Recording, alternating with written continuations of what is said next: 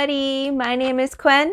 Welcome back. Today we're going to be talking about the Scindapsus family and how to tell which one you have. So when I first started trying to grow my collection, I referred to this print right here. This is a watercolor painting of all the varieties of Hothos. So of all the Scindapsus that are available, I find that there are specifically 5 that everybody gets confused about, and that is the Silvery Ann, the Exotica, the Silver Splash, the Argregious, don't judge me, I probably couldn't pronounce that correctly, and then the last one is the Silver Lady. Alright guys, here is all the Scindapsus that I own. Why don't we start with the 5 that I said was the most confusing. Let's start with the Scindapsus Exotica. This one is really easy to tell apart from the other ones because of just generally how much silver coloring is on the majority of the leaves. Additionally, the leaf size when they're mature is, I would say, double the size of these other ones. But yes, mostly how silver the majority of the leaves are really defines it from the rest of them. Next, let's talk about the Silver Lady. I actually had this plant growing pretty tall with 6 leaves, but I just cut it up yesterday, and these 2 already had roots, so I'm trying to propagate and grow more vines of the Silver Lady. So the Scindapsus lady is very uncommon and maybe even rare in the houseplant community. You can definitely tell that the patterns here on the splashes of silvers, very clean lines compared to the Exotica here, where you can see it's a little blended here. There's speckling and splashes right here. I think that's how I can tell the Silver Lady apart the most, is that these speckled marks have very, very clean lines compared to all the splashes and faded portions of the Exotica here.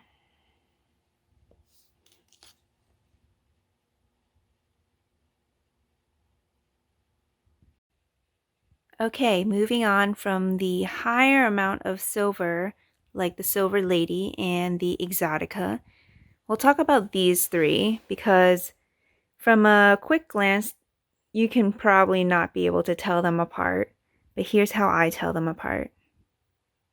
Alright, so these 3 are the Scindapsus argregius. I think that's how you pronounce it. If you know how to pronounce it, comment down below and let me know. And then the Silvery Ann and the Silver Splash. So the biggest difference for me is that for the argregius, none of the tips of each leaf ever has a giant pool of silver. It's all just in the middle of the leaves, as you can see here. Pretty much all of them are just like that. Whereas the Silvery Ann, some of them have a lot of silver, some of them don't, but there's usually a giant pool of silver right by the tip. As you can see with this one too. Not much speckling, but giant pool at the bottom. Then here's another one. Hardly any speckling, but always a giant pool at the tip. Yep. So that's how I can tell these 2 apart, is by looking at the tips of the leaves and seeing if the majority of them does not have any silver pools or whether they do. So the Silver Splash has a very faded, blended, mosaic-like pattern on its leaves. Doesn't have any distinct pools of silver. There's no defined lines like the Silver Lady, which, let me grab it real quick. Yep.